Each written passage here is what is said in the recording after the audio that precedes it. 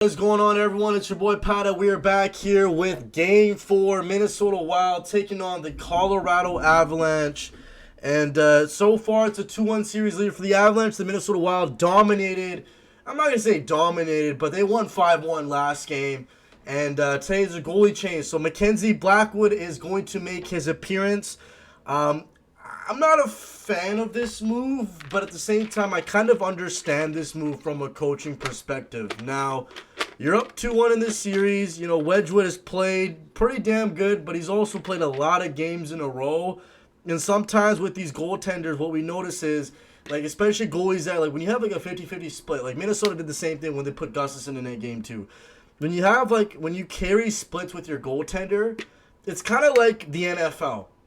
When you have two running backs, it's best not to overplay one and do 50% splits. And, like, in the playoffs, you kind of want to keep that a little bit consistent. I think in the future, we might see more teams implement, like, letting their backup goalies play more. Because if you already have, like, a 50-50 split, why not have that in the playoffs, right? And I feel like, you know, Colorado, especially if they win tonight, they'll probably continue to play Blackwood. But I'm interested to see what happens, though. I mean, it's a must-win game for the Minnesota Wild. You know, if they lose tonight, they're not coming back 3-1 against Colorado, in my opinion.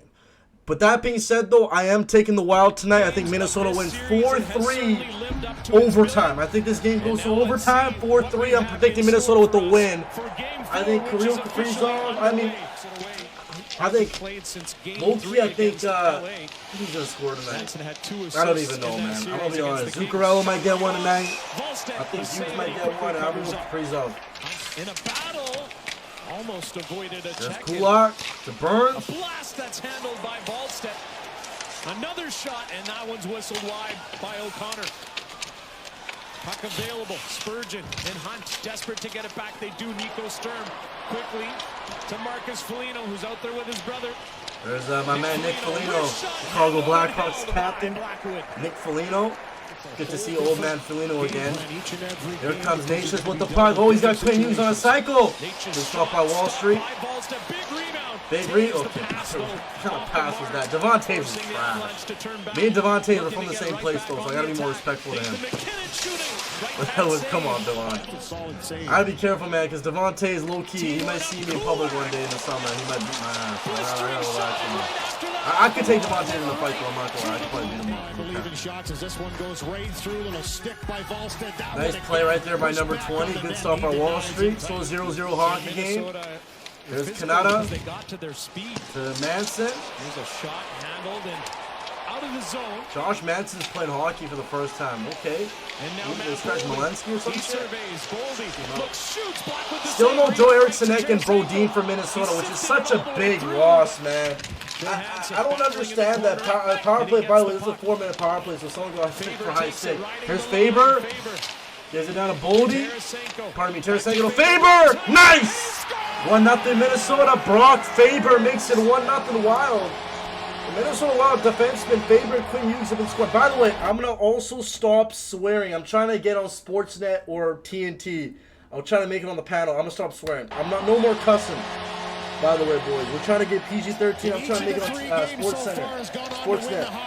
Nice shot by Faber. First playoff National Hockey League goal, and he's standing right in front. The blast by Faber. Never mind. That number 22 guy got it. Urinov gets his first playoff goal. Nice tip by 22 Urinov. And it's a 1-0 game for Minnesota. Good start on the power play.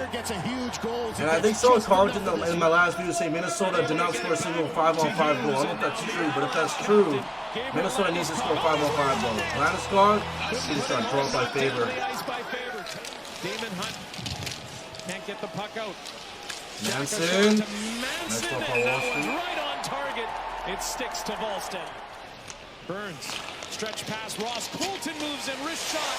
Easy save. And gloved by Volstead. By Faber. Zuccarello spins it around to Kaprizov. To Hartman. Easy stop by Blackwood. Good block. Misfiring was Faber. Faber had a chance, man. All right, second period we go. 1-0 Minnesota right now. That allowed the Wild to score on the power play in period number 1. Something's in my eye, boys. Hold on. His first career. Quinn Hughes Gave it away. Bad play by Quinn. Nelson shoots, misses the net. Nelson, man, I would have shot that. Power play for the Avalanche. Here's Natius with the puck. Natius looking around. Is it a McCarr? McCarr shoots. Stop. Kadri completely misses the net. Wires that too high. Puck swept out. All the way down. Nice penalty kill for the Minnesota Wild. Penalty killed.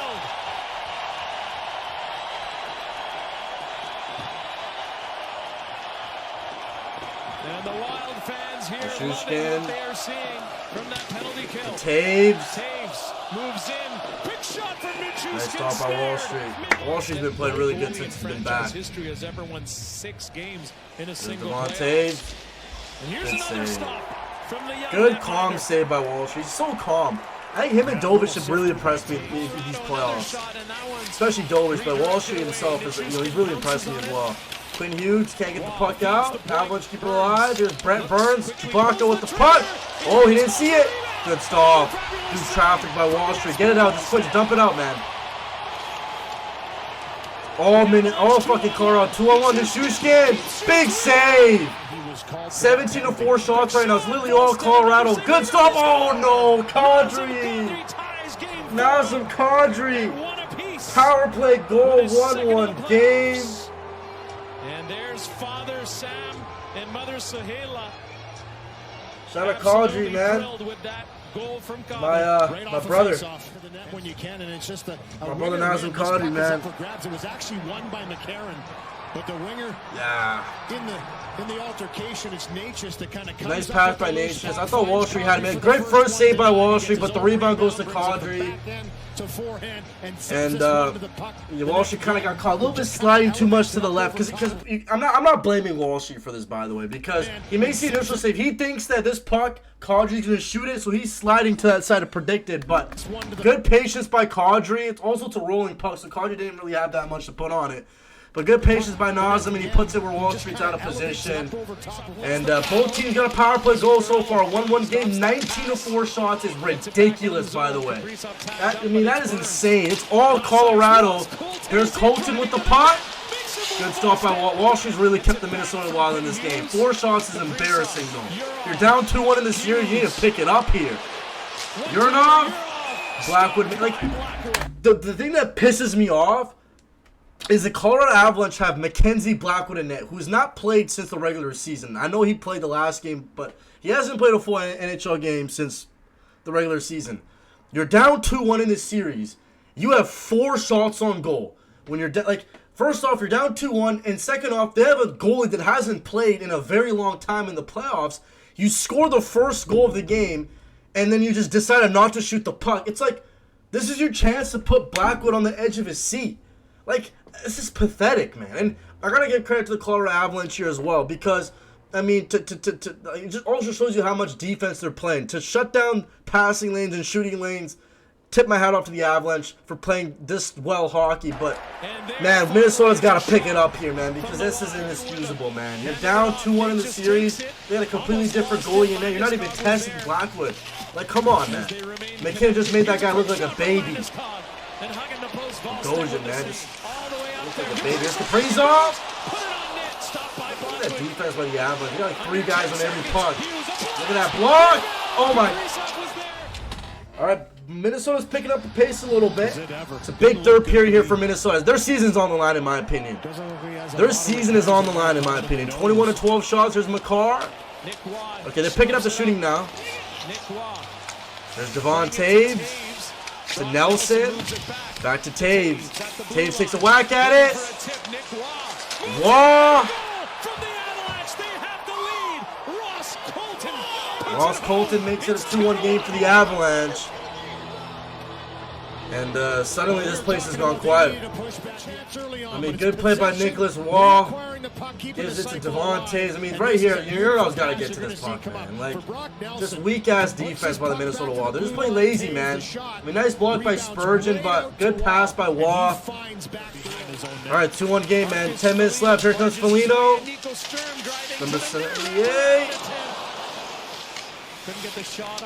There's Quinn Hughes. Look at Quinn Hughes. Nice pass. Let's go, Minnesota. Nico Sperm makes it a tie game. Let's go, 78. We've seen this so often in this series. One team scores and another team elevates and comes right back. This is just getting to a puck first, and this is excellent mobility. Quinn Hughes is the fucking filthiest defenseman I've seen since a minute, man. Look at this pass by Quinn freaking Hughes. I'm not trying to swear anymore. I'm trying to be on Sportsnet. Quinn Hughes, by the way, every time I watch Quinn Hughes play, it's like watching a ballerina. He's just so smooth out there. Look at him. Look at his skating. Little backhand sauce to Sperm. I mean, that was just beautiful hockey by Sturm. Pardon me. Sturm, same thing, man. You know what? I'm trying to troll. Let me be serious, man. Shout out to Sturm. I don't want to, I feel bad calling him the other word. But what a pass by Hughes. Quinn, come on. What a play, man. Quinn Hughes is so good at hockey, bro. Like, I love watching him and Lane Hudson play. I see so many similarities with Lane Hudson that I do with Quinn Hughes. Like, it's like Lane Hudson and Quinn Hughes. It's like it's like Lane Hudson's like a baby version of Quinn Hughes. It's so beautiful to watch. But nice goal. We have a tied game. I smell overtime. 2-2 game. Here's Brent Burns' old ass with the puck. Gives it to number 25. O'Connor takes a whack at it. Just get it out, man. Get it out, dude. And they have us on the edge of our seats here. There's Bogosian with the puck. In game 4. Weak ass clear by Bogosian, man. Weak ass clear. Middleton, another weak clear. Drury now moves it. Kelly scores! Parker Kelly, first of the playoffs. Go ahead goal. It's 3-2. In the heart of the forecheck, he's been physical. He's the one that sets the body in motion. Just a completely defensive breakdown by the Minnesota Wild. Zach Bogosian, he just gets scared. I mean, shout out to number 17. I think that Drury, right? This is a horrible clearing intent by Zach Bogosian. You can tell that he got scared. Look. He's just trying to get this puck out as fast as he can. He just gets so scared, turns his puck over, and then this guy right here, Middleton, has a chance. In my opinion, what Middleton should have done here, he should have dumped this puck around. This forward would have went over here. Middleton should have dumped this puck around, and then I think this is Marcus Foligno. Foligno would have chipped this puck out. But instead, Middleton, what are you doing here, bro? There's like 2 Colorado Avalanche players over here waiting for the puck. Just dump this across, man. Bad play by Middleton. Turns it over. Nice pass to Kelly. One-timer. Wall Street is not there in time. What a pass by number 18. And Parker Kelly buries this bad boy over the shoulder of Wall Street. And it's a 3-2 game. Here's Faber! Whistles it wide. Boldy turns it over to Natius. And it might be over. Yep. Nathan McKinnon, empty net merchant. Nathan McKinnon makes it a 4-2 game.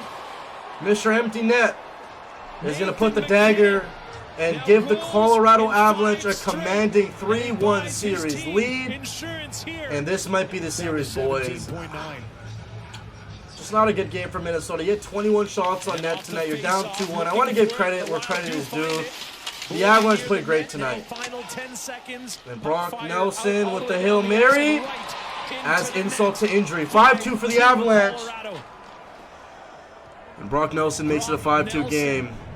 Finding the twine there with the long-range shot. They got it in game number 4. And for Nelson, a good defensive game. But this one here will seal the deal. As he all right, the Colorado Avalanche are going to end up winning 5-2.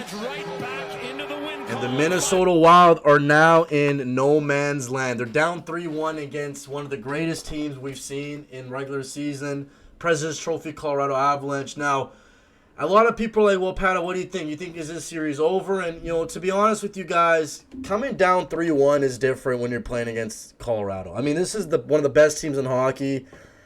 I'm sorry, Minnesota fans. I mean, I had Wild in 7, so if the Minnesota Wild win, my prediction might be right. I just felt like this was a game I thought the Wild were going to win, to be honest. I thought they're going to pick up the momentum that they had in Game 3 and come out tonight. And to be honest with you, it just wasn't a good performance. They had 4 shots on goal in the second period. They finally tried to shoot the puck. It was a little bit too late. And then, it's a tie game, and then you fucking have a horrible play by Zach Bogosian to turn over the puck. Him and Middleton turn it over, and then they lose the game.